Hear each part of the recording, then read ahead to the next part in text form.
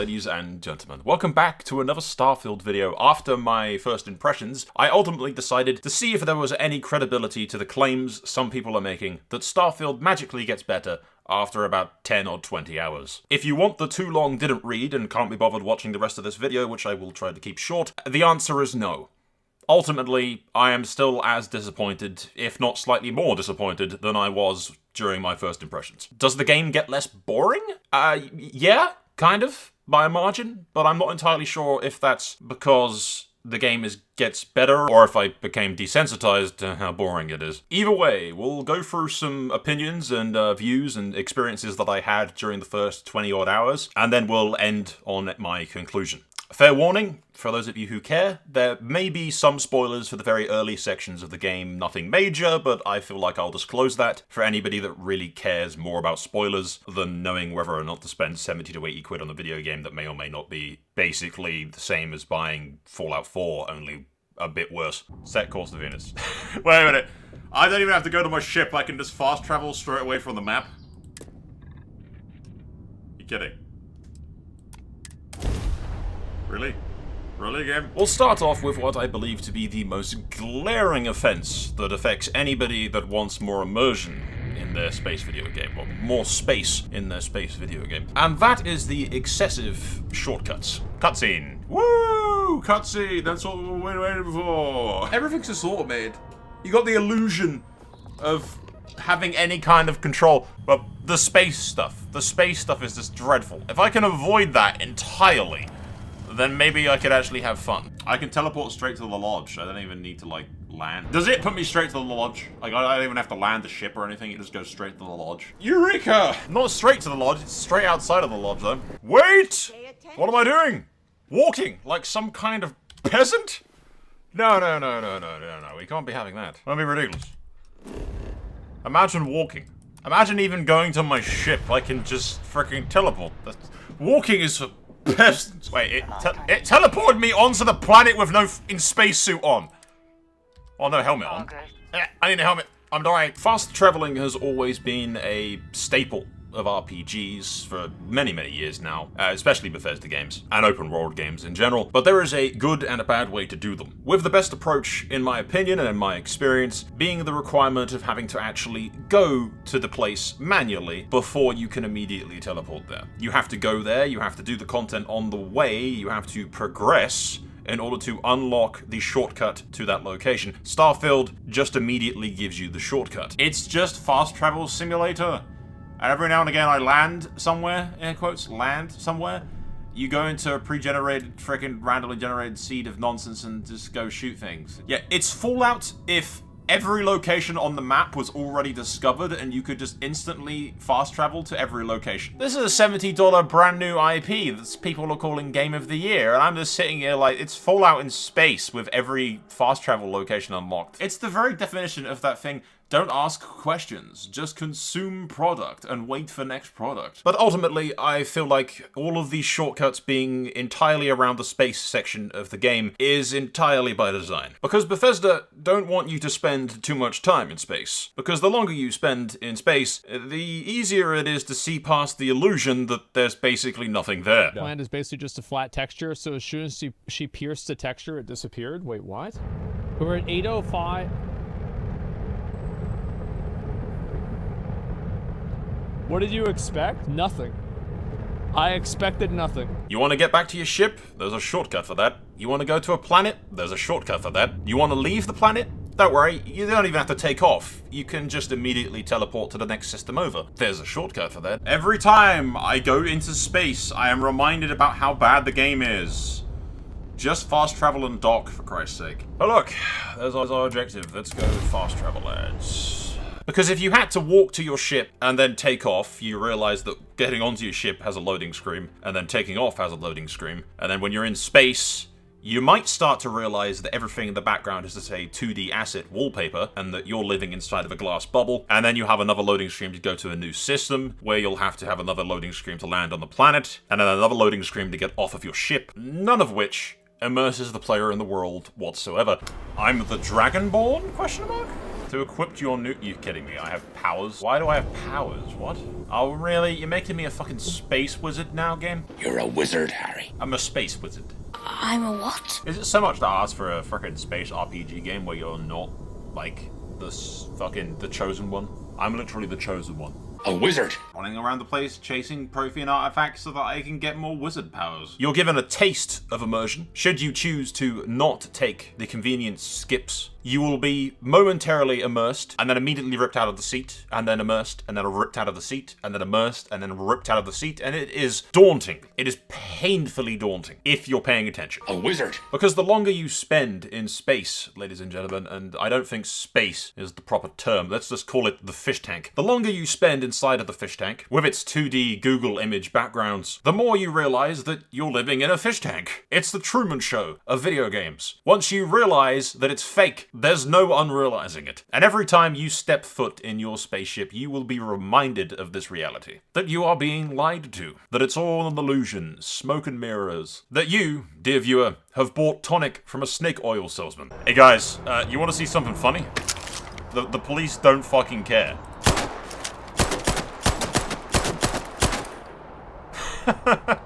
I realized that nobody cares. Look.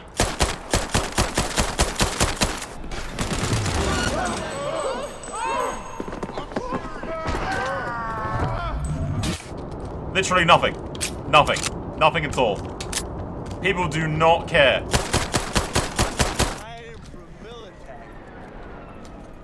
You look, run, run, be afraid. Don't want to get shot.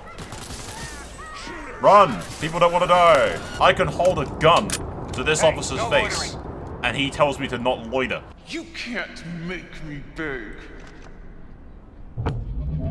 No one cares. Oh, God. Look! A police officer. I feel like I need to play a clip of Cyberpunk just as a comparison here. I'm honestly having more fun just killing random cops in Cyberpunk than I have in Fallout. Not Fallout, sorry, Starfield. That's not even on purpose. The only way to avoid this feeling of disappointment and, dare I say, betrayal, is to fast travel everywhere and take every shortcut, with the aim of avoiding the space section of the game, and instead focusing on the quests and the missions, which people say are where the game gets good. These people are delusional. Okay.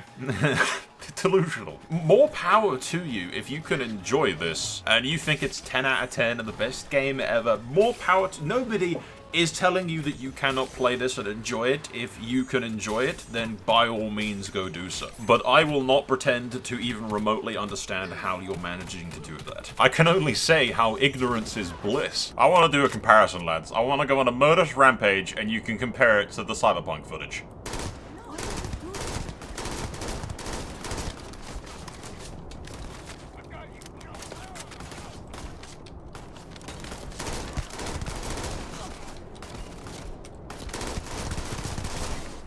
That person's unkillable.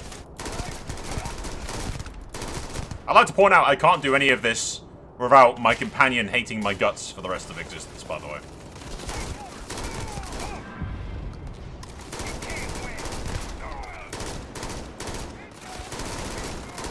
I can't shoot through that, you kidding me? Is that glass? So, how many people were giving Cyberpunk shit because of their subpar police system at the beginning of launch?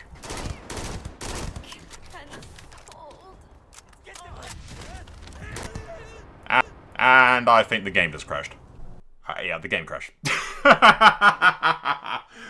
Bloody hell, Bethesda. That's perfect. That's a perfect ending to me trying to see how good the combat is if you go on a bloody rampage. So, long story short, it's pretty garbage. There's no, nobody comes after you. All the citizens vanish, and the game crashes. Because even if we forgive, we forgive and we forget the space portion of the game, we pretend that we're not living in a fish tank, and we focus instead entirely on the combat and the missions and the questing and the RPG elements. I can't even say that with a straight face. The RPG elements, ladies and gentlemen. Jesus Christ. Oh, wait, no, what am I doing? Why am I walking towards the hatch? I don't need to do that. I don't need to do that, lads. Hey, we can how are just you? teleport from the dock. Well, fuck. That was stupid of me. Why would I need to go through the ship and immerse myself in a space experience when I can just fucking fast travel out of things? There you go, that's how you do it in this day and age, boys. You just teleport. Honestly, the combat stuff is just Fallout, and that's the only bit that I'm so far enjoying. I say enjoying, tolerating. Tolerating. It's just Fallout. It's nothing special. It's just Fallout gunplay. It is what it is. And honestly, if I wanted to do this, I'd just go play Fallout New Vegas with a couple of mods. Seriously, I hear some people saying that this is the best RPG that Bethesda have made, that it's a step above Fallout 4. But saying that Starfield is a better RPG than Fallout 4 is like saying that dirt tastes better than dog shit.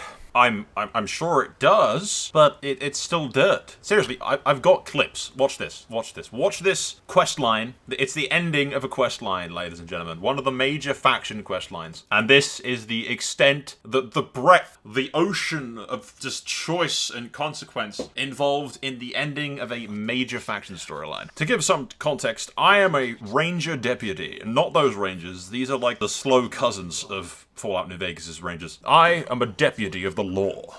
Do you know what a deputy of the law does, lads? He fast travels from point A to point B, halfway across the universe, to shoot people in the face, and then go back to point A, and then go to point B to shoot more people in the face, and then back to point... You see where I'm going with this. That's the entire formula of like, seemingly every quest in the game. I tried. I tried several times to no avail to have any kind of alternative route to do any of these quests. There is none. You have no choices. You have dialogue choices, but much like Fallout 4, they're all basically meaningless. You can walk away right now and remain blissfully ignorant. Yeah, I'm not blissfully ignorant, buddy. I'm assuming it's probably that Hope guy. This is the least, like, surprising twist that has ever existed.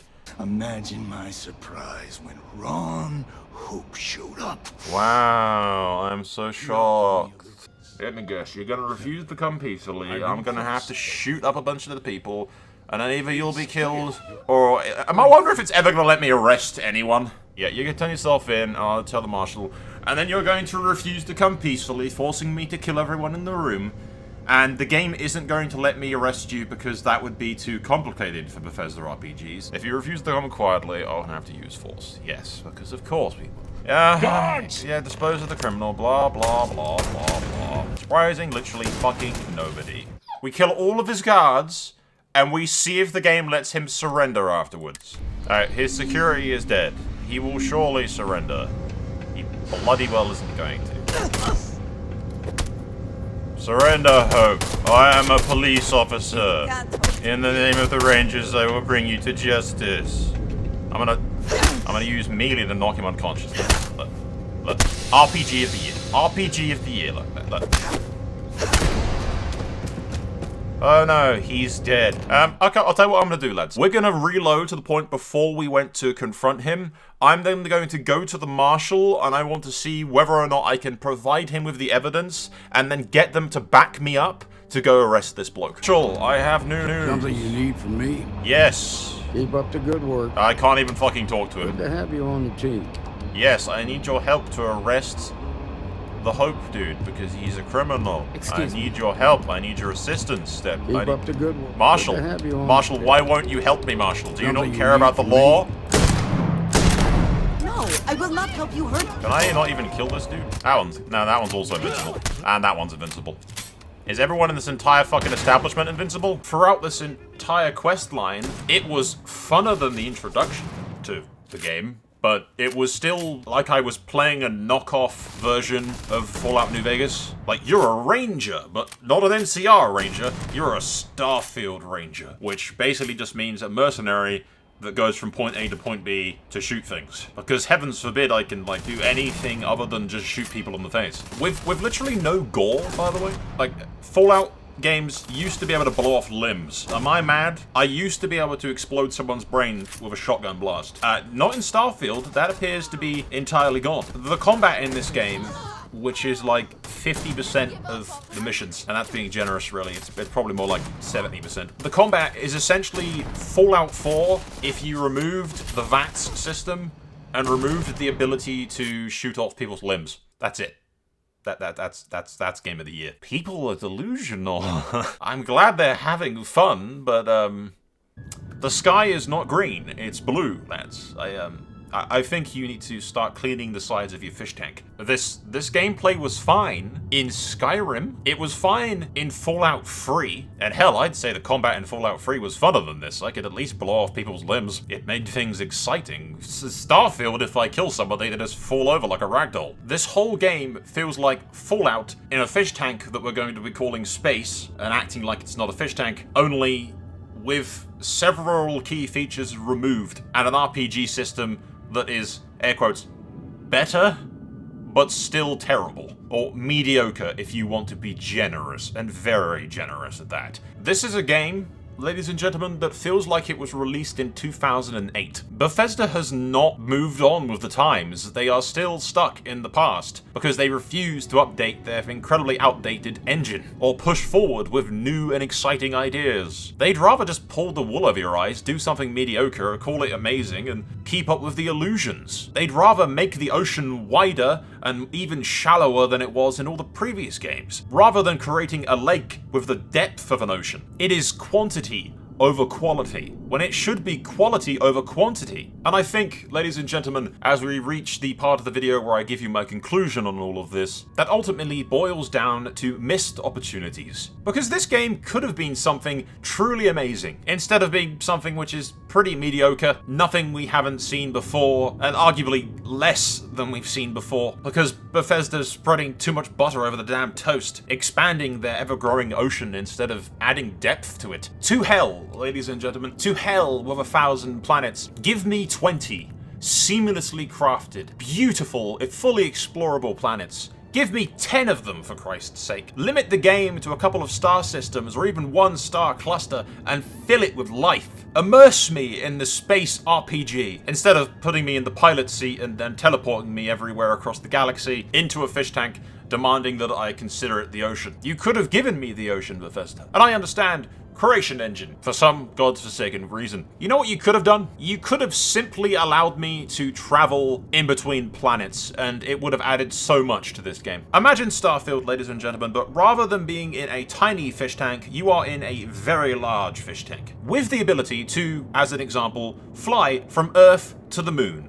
And then if you want to go to Mars, you don't fast travel, you fly over to Mars. Acceptably, due to engine limitations and Bethesda's refusal to change, we can't land on it manually. I'd accept that. That's a compromise that I'd be perfectly willing to make. We can't land on it. It is a loading screen. Make it cinematic, make it cool. Hell, put it in first person while we land so that I at least feel immersed, so I can see my character, you know, doing the buttons and stuff, and we land, and then we exit the ship. We don't teleport off the ship, we just walk off the ship onto this new planet that we've landed on. That's fine. But allow me to fly from planet to planet. If I have to do a FTL cutscene to go to a different system, again, fine. But let me, after we jump out of FTL, travel manually and fly my ship that you want me to spend time and effort and money on to those planets. Let me do it. Let me take control instead of constantly, at every single microscopic occasion and opportunity, taking that control away from me. Because I like immersion. I like to be immersed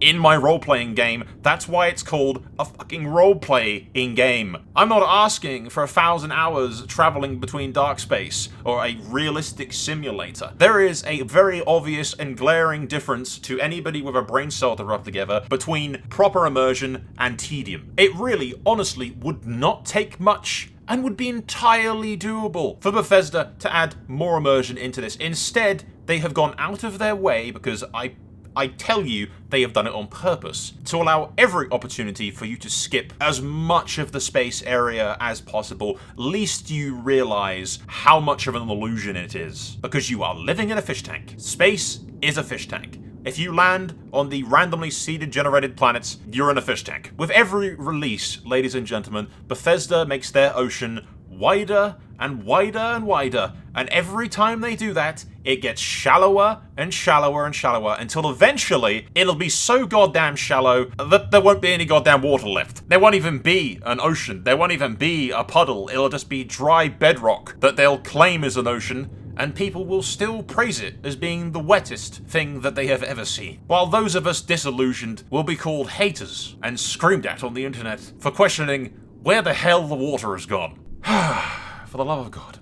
This is not Game of the Year, ladies and gentlemen. I would give this game a 6 out of 10, a 7 if I was feeling really generous. Maybe if I played it for 100 hours, my brain would numb to the illusion. Or perhaps, ladies and gentlemen, if I wanted to milk Starfield for about 1,000 how-to videos and a bunch of clickbaity nonsense, then maybe I'd call it the greatest game ever so that you'd play it and then watch my crap. Fortunately for you, I don't care if you watch. I don't care if Bethesda see this and never give me review codes for anything. I don't care. This is an honest opinion. This is an honest review of the game. This is the state of things. If you can enjoy it, more power to you. All the power in the world. I am happy that you are happy. But if you're so happy, why are you in my comments section crying about it? Because I don't care if you like it, and you don't care, apparently, that I dislike it.